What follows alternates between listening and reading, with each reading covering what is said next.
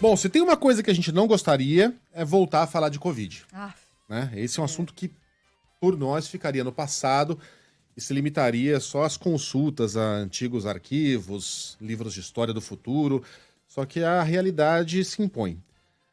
E está aumentando bastante a quantidade de testes positivos de Covid no Brasil e, naturalmente, aqui em São Paulo também. De acordo com os números que a gente trouxe agora há pouco do Instituto Todos pela Saúde, a quantidade de testes positivos entre 8 e 29 de outubro saltou de 3 para 17%, o que significa que, atualmente, a cada 100 testes, 17 marcam positivo. Em São Paulo, são 19. No Rio de Janeiro, 26. Já é um teste a cada 4. Isso não é pouca coisa. Tá conosco o Wallace Casaca, que é professor da Unesp e coordenador da plataforma Infotracker, uma ferramenta de monitoramento em tempo real que foi muitíssimo usada na época mais aguda, ainda é, né? Mas foi muitíssimo reverberada aqui por nós na época mais aguda da pandemia.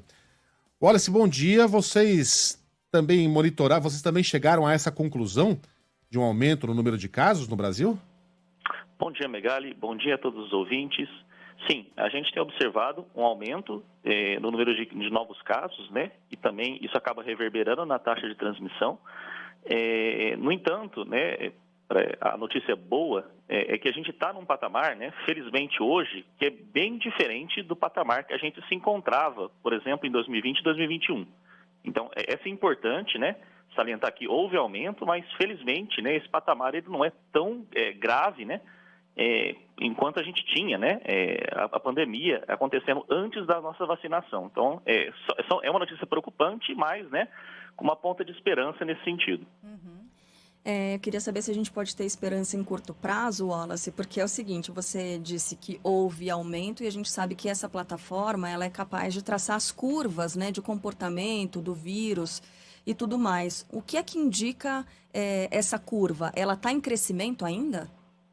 Sim, nas últimas 2 semanas nós observamos um aumento no número de novos casos, né, de Covid.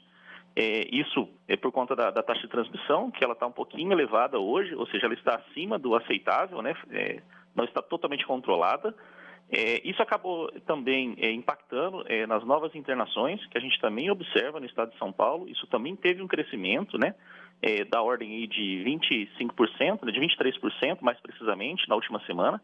Então, assim, houve aumento, né? Esses aumentos, sim, são significativos do ponto de vista percentualmente falando, né? Então, isso vai requerir, né, das pessoas, né, que, de fato, principalmente aqueles grupos mais vulneráveis, né, reatualizem seus esquemas vacinais, continuem reutilizando as máscaras, né? Ou seja, são medidas que a gente já vinha seguindo, né?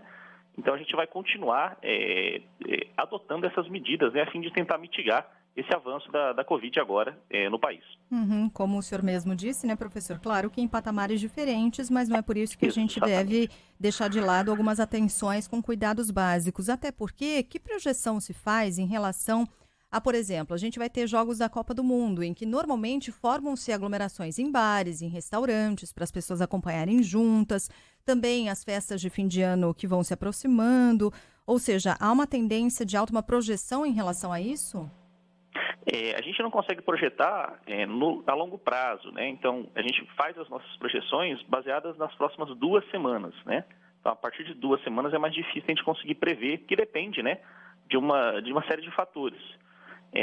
No entanto, quando a gente observa essas próximas 2 semanas, é sim esperado que essa curva ela vai continuar aumentando, ou seja, os casos eles vão continuar ascendendo. Então, por isso, daí o alerta, né, da importância de, novamente, reutilizar as máscaras, né, para essas pessoas que pararam de utilizar as máscaras, especialmente em locais fechados, né, de grandes aglomerações, os grupos mais vulneráveis, né, de pessoas com idade mais avançada, de pessoas com comorbidade, também é necessário a utilização de máscaras, né, e tomada de cuidados, né, no sentido de tentar evitar, né, o contágio. Mas, assim, a gente não consegue prever, né, o que vai acontecer daqui a 3, 4, um mês, né? Mas é claro, a gente consegue ter uma estimativa, né, baseado, né, de fato, na condição que a gente vai ter, por conta de Copa do Mundo, festas de finais de ano chegando agora, e isso acaba levando a aglomerações que, por consequente, né, acaba levando também ao aumento de novos casos. Professor, pergunta aqui do nosso ouvinte Sandro, se tem como saber se há uma variante atual predominante e qual região do país hoje demanda um alerta, um cuidado maior. Perfeito. Ainda não há registros, né, de novas variantes, embora isso já esteja acontecendo em alguns locais da Europa e também no hemisfério norte, sobretudo nos Estados Unidos. Nós temos uma sublinhagem da Ômicron, né, descendente da BA.5, que é a BQ1 e a BQ1.1, né, que são duas subvariantes, né, da Ômicron que de fato estão levando esse aumento maior, né, esse aumento exacerbado de casos, né, nessas regiões. Aqui no Brasil nós não temos registros ainda, né? Mas é muito provável que essas sublinhagens acabem, né, em algum momento, né, aparecendo por aqui. Isso é um processo natural, pelo menos a gente observou isso acontecer com as outras variantes e sublinhagens também aqui no país. Com relação à situação pandêmica, nas 5 regiões do estado, do país hoje, né, aqui se encontra numa situação um pouco mais delicada, a região centro-oeste, né?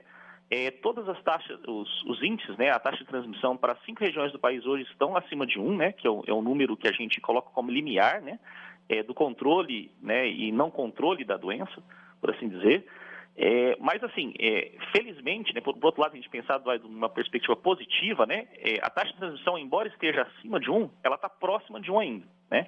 Então, em torno de 1,05, né, 1,03, e para algumas regiões, como no caso da Centro-Oeste, né, um pouquinho maior já. Então, assim, tem notícias que a gente deve se preparar, né, a gente deve redobrar as nossas atenções nesse sentido, mas também, né, assim, felizmente a gente tem a vacinação ajudando, né, impactando de forma muito positiva, né, para evitar que os casos mais severos da doença avancem. Então, esse é um ponto positivo. Wallace Casaca, professor da Unesp, coordenador da Infotracker, ferramenta de monitoramento em tempo real de dados da pandemia no Brasil. Obrigado pela participação aqui na Band News FM. Bom fim de semana para o senhor. Para você também, Megali. Obrigada. Até mais. Até.